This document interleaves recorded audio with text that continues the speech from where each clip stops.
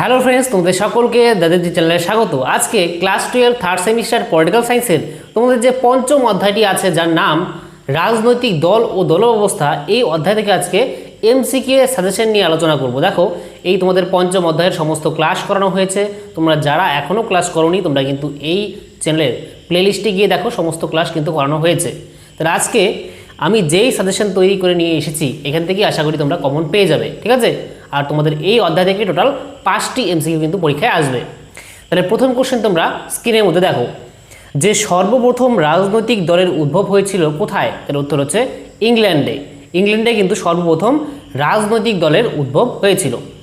Next প্রশ্ন, যে রাজনৈতিক দলের উদ্ভব সাম্প্রতিককালের ঘটনা এবং এ কারণেই এ সম্পর্কে আলোচনা এখনও প্রাথমিক পর্যায়েই রয়েছে, এটি বলেছেন কে?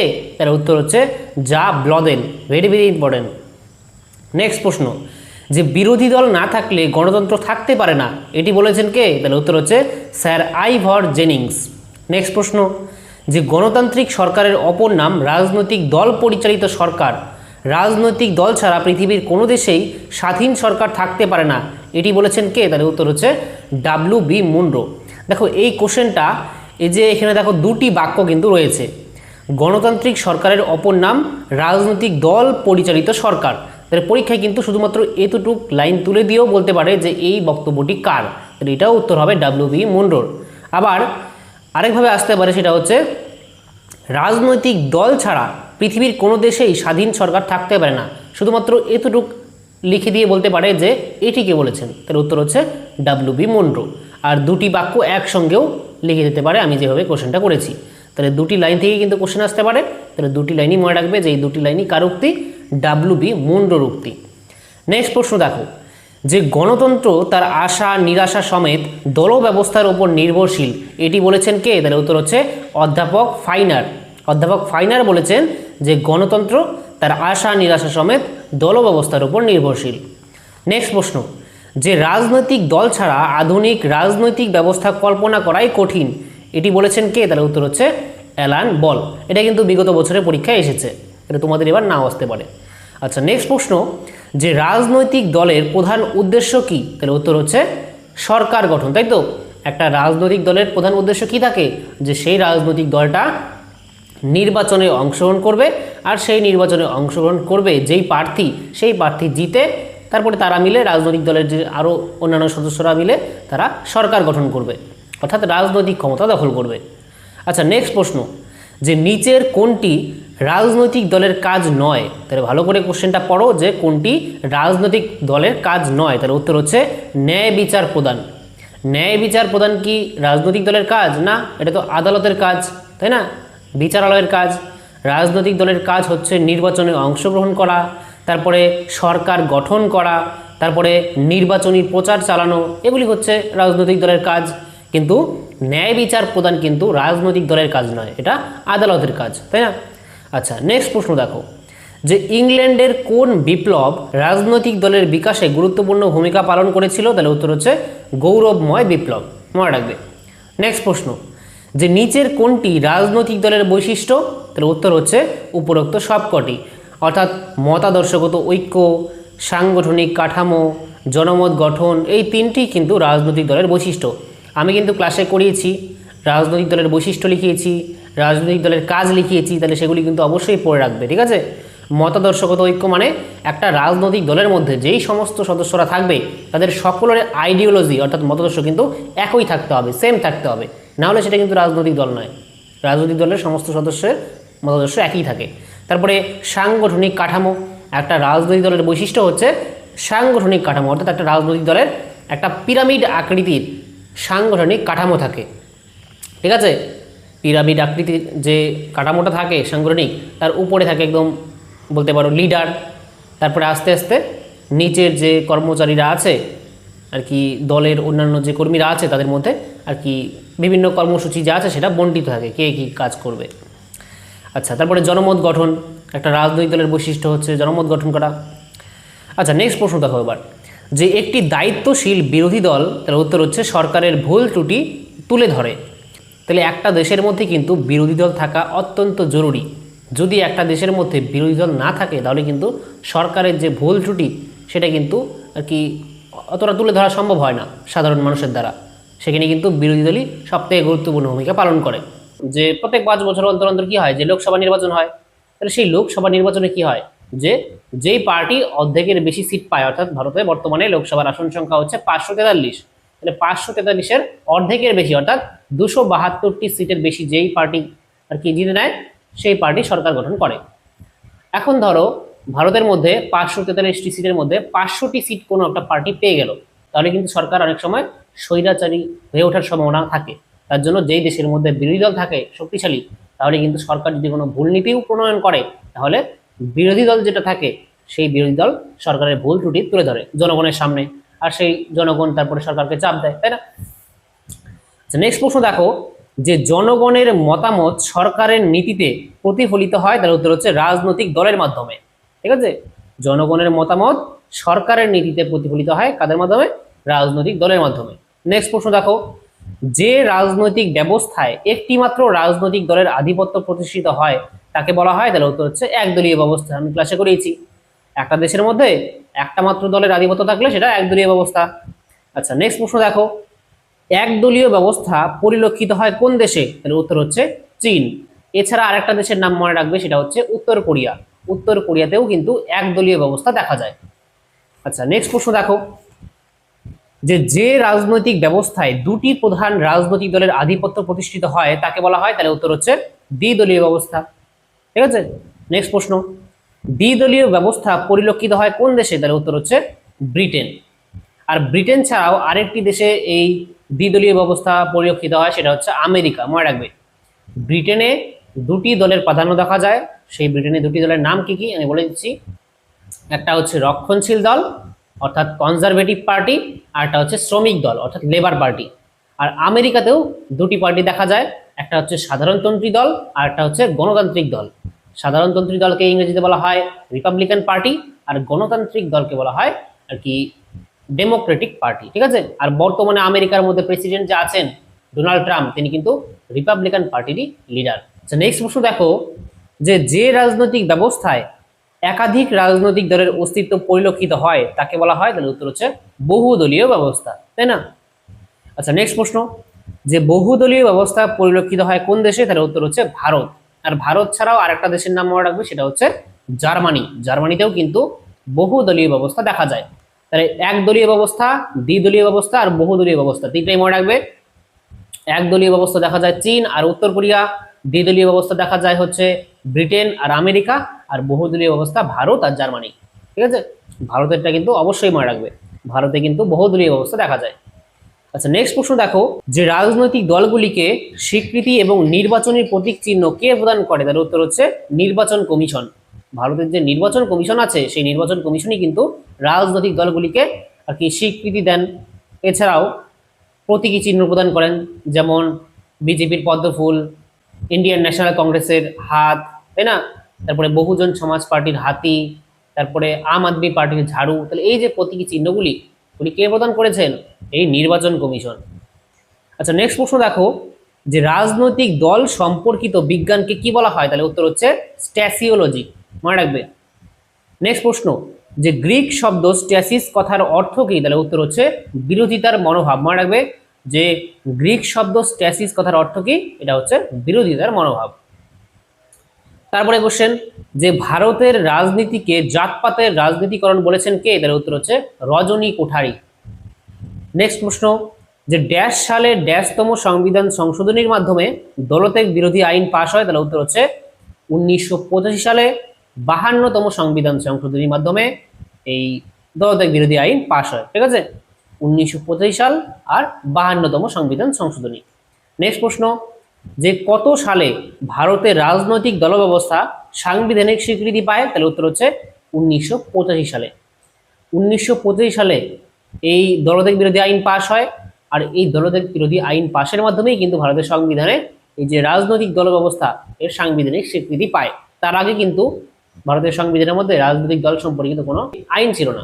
আচ্ছা, নেক্সট প্রশ্ন দেখো, যে নিচের কোন সংস্থাটি রাজনৈতিক দলকে জাতীয় দল বা আঞ্চলিক দল হিসেবে স্বীকৃতি দেয়? তাহলে উত্তর হচ্ছে ভারতের নির্বাচন কমিশন।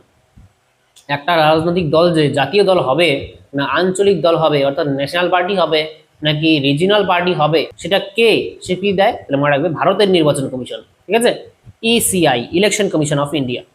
নেক্সট প্রশ্ন দেখো যে ভারতে কোনো রাজনৈতিক দলকে আঞ্চলিক দলের স্বীকৃতি পেতে নিম্নলিখিত কোন শর্ত পূরণ করতে হবে?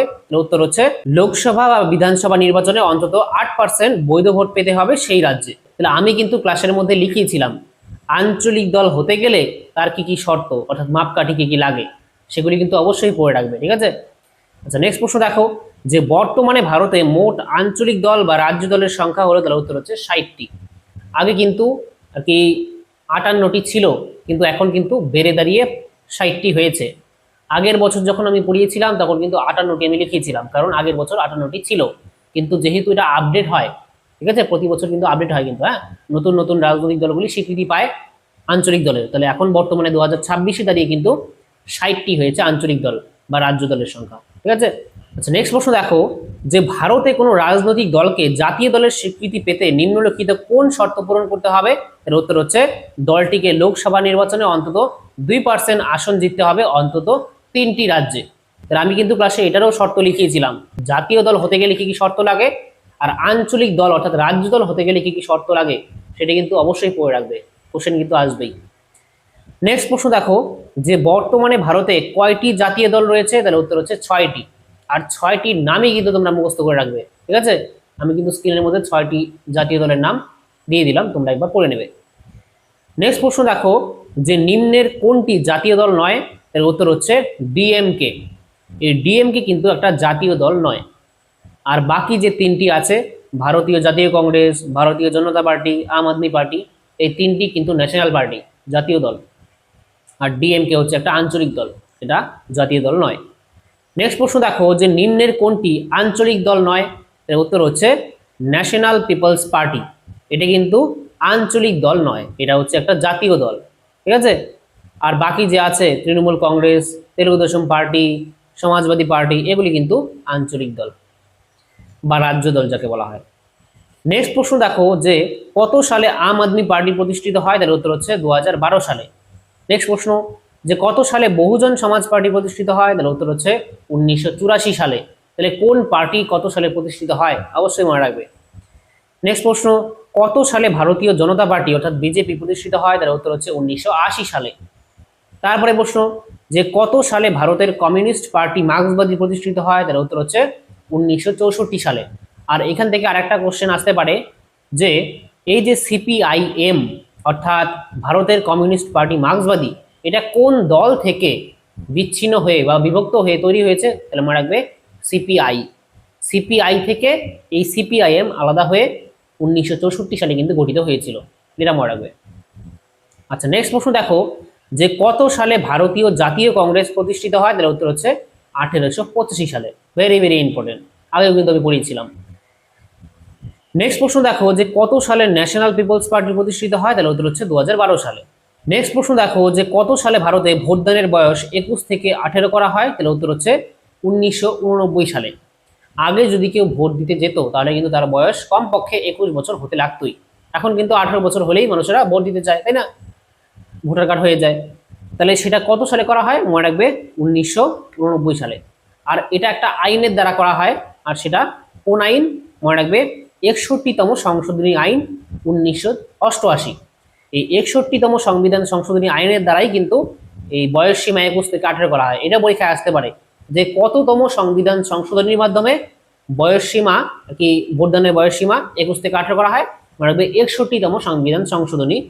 আর আইনটা যেহেতু 1988 সালে পাস হয়, তাহলে এই আইনটাকে বলা হয় 61তম সংবিধান সংশোধনী আইন 1988, অর্থাৎ 61st অ্যামেন্ডমেন্ট অ্যাক্ট 1988। কিন্তু সেটা কার্যকর হয় কিন্তু 1989 সালে, এর জন্য এটা 1989 উত্তর হয়। আচ্ছা নেক্সট প্রশ্ন দেখো এবার যে স্তম্ভ মিলিয়ে সঠিক উত্তরটি নির্বাচন করো। যে একদিকে আছে রাজনৈতিক দলের নাম, আরেক দিকে আছে দেশের নাম, তাহলে কোন দেশে কোন রাজনৈতিক দল দেখা যায়? ফার্স্ট গণতান্ত্রিক দল, গণতান্ত্রিক দল দেখা যায় মার্কিন যুক্তরাষ্ট্রে অর্থাৎ আমেরিকাতে। তারপরে ভারতীয় জাতীয় কংগ্রেস অর্থাৎ ইন্ডিয়ান ন্যাশনাল কংগ্রেস, এটা কিন্তু ভারতে দেখা যায়। তারপরে শ্রমিক দল লেবার পার্টি, এটা ব্রিটেনে দেখা যায়। আর চীনের কমিউনিস্ট পার্টি, এটা চীনে দেখা যায়। তাহলে উত্তর হচ্ছে অপশন নাম্বার এ। আচ্ছা, নেক্সট প্রশ্ন দেখো, যে স্তম্ভ মিলিয়ে সঠিক উত্তরটি নির্বাচন করো। এটাও এ স্তম্ভের সঙ্গে বি স্তম্ভ মেলাও। একদিকে আছে কিসের ভিত্তিতে সেই রাজনৈতিক দলটা গড়ে উঠেছে, আরেকদিকে রাজনৈতিক দলের নাম। এর প্রথম হচ্ছে ভাষাভিত্তিক রাজনৈতিক দল। এই ভাষাভিত্তিক রাজনৈতিক দল হচ্ছে গোর্খা জনমুক্তি মোর্চা। তারপরে জাতীয় দল অর্থাৎ ন্যাশনাল পার্টি কোনটা, সেটা হচ্ছে বিজেপি। বিজেপি একটা ন্যাশনাল পার্টি অর্থাৎ জাতীয় দল। তারপরে ধর্মভিত্তিক রাজনৈতিক দল, সেটা হচ্ছে শিবসেনা। শিবসেনা ধর্মভিত্তিক রাজনৈতিক দল একটা। তারপরে জাত ভিত্তিক রাজনৈতিক দল হচ্ছে ডিএমকে। ঠিক আছে, তাহলে উত্তর হবে অপশন নম্বর বি। এবার নেক্সট প্রশ্ন দেখো, এটাও একটা স্তম্ভ মেলানো, তাহলে এখানেও স্তম্ভ মেলাও। একদিকে আছে রাজনৈতিক দলের নাম, আরেকদিকে রাজনৈতিক দলের সঙ্গে যুক্ত ব্যক্তিগণ। ভারতীয় জাতীয় কংগ্রেস, তাহলে এটা হবে উমেশ চন্দ্র বন্দ্যোপাধ্যায়। ভারতীয় জাতীয় কংগ্রেসের প্রথম সভাপতি ছিল এই উমেশ চন্দ্র বন্দ্যোপাধ্যায়, তাহলে এটা হচ্ছে এর সঙ্গে 2 নম্বর মিলবে। তারপরে হচ্ছে ভারতীয় জনতা পার্টি, এটা হচ্ছে শ্যামাপ্রসাদ মুখোপাধ্যায়। তারপরে বহুজন সমাজ পার্টি, এটা হচ্ছে কাশিরাম। আর তারপরে আম আদমি পার্টি, এটা হচ্ছে অরবিন্দ কেজরিওয়াল। তাহলে এটার উত্তর হচ্ছে অপশন নাম্বার ডি। আচ্ছা, নেক্সট প্রশ্ন দেখো, যে স্তম্ভ মিলিয়ে এটারও সঠিক উত্তরটি নির্বাচন করো। তাহলে একদিকে আছে রাজনৈতিক দলের নাম, আরেকদিকে রাজনৈতিক দলের প্রতীকী চিহ্ন কি। তাহলে ফার্স্ট হচ্ছে ভারতীয় জনতা পার্টি অর্থাৎ বিজেপি। বিজেপির প্রতীকী চিহ্ন কি, পদ্মফুল। তারপরে ভারতীয় জাতীয় কংগ্রেস, এটা হচ্ছে হাত। তারপরে ভারতের কমিউনিস্ট পার্টি মার্ক্সবাদী, এটা হচ্ছে কাস্তে হাতুড়ি তারা। আর হচ্ছে বহুজন সমাজ পার্টি, এটা হচ্ছে হাতি। তাহলে এর সঙ্গে 4, বির সঙ্গে 1, সির সঙ্গে 2 আর ডির সঙ্গে 3। তাহলে অপশন নম্বর এ কিন্তু সঠিক উত্তর। তাহলে এই ছিল তোমাদের পঞ্চম অধ্যায় থেকে মোস্ট ইম্পর্টেন্ট প্রশ্নের কিন্তু সাজেশন। আশা করি তোমাদের 5টি এমসিকিউ পরীক্ষায় এই অধ্যায় থেকে থাকবে। আর 5টির মধ্যে 5টি আসতে পারে, কিন্তু 4টি তো অবশ্যই তোমরা এখান থেকে কমন পাবেই পাবে। আমি 100% কখনোই বলবো না যে 5টির মধ্যে 5টি কমন পড়বে, কারণ আমি প্রশ্ন তৈরি করি না। আমি তাই এখানে মিথ্যা কথা বলতে পারবো না তোমাদেরকে, তাই তো? তাহলে আমি যেই প্রশ্নগুলি দিচ্ছি প্রত্যেক অধ্যায়ের পরে অবশ্যই সেগুলি ফলো করবে। তোমাদের হাতে কিন্তু এখনো সময় আছে, প্রায় 2 মাসের মতো। আজকে 21 তারিখ আমি ভিডিওটি রেকর্ড করছি, 21শে জুলাই। তোমাদের হাতে কিন্তু এখনো আরো 2 মাস আছে। 21শে সেপ্টেম্বর তোমাদের পরীক্ষা। তাহলে তোমরা কিন্তু বিন্দাস এখনো পারবে যদি কেউ এখন থেকেও শুরু করো। আমি যা ক্লাস করিয়েছি সেগুলিও শেষ করতে পারবে, আমি যা কোশ্চেন দিয়েছি সেগুলিও পড়তে পারবে। এবিটিএ পাবলিশ হলে আমি এবিটিও সলভ করাবো। মোট কথা এখন থেকে পড়লেও তোমরা 35+ এখনো পেতে পারো। তো এখনো তোমরা সিরিয়াস হয়ে যাও, যারা এখনো সিরিয়াস হওনি পরীক্ষার জন্য। এখন কিন্তু উচ্চ মাধ্যমিক, এখন কিন্তু আর 5-6 এর ক্লাস নয়, এটা তোমাদের জীবনের দ্বিতীয় বড় একটা পরীক্ষা মাধ্যমিকের পরে। ঠিক আছে, তারপরে তোমরা কলেজে যাবে, তার জন্য এখনো সিরিয়াস হয়ে যাও। ঠিক আছে, তাহলে এই ছিল আজকের আলোচনা। তাহলে তোমাদের সঙ্গে দেখা হচ্ছে 6ষ্ঠ অধ্যায়ের ক্লাসে। আর ক্লাসটি ভালো লাগলে অবশ্যই একটি লাইক করো, আর তোমাদের বন্ধুদের সঙ্গে শেয়ার করতে একদমই ভুলো না, কারণ তোমাদের বন্ধুরাও যাতে ক্লাসটি করে ভালো নম্বর পেতে পারে পরীক্ষায়। ঠিক আছে, তাহলে অবশ্যই শেয়ার করো।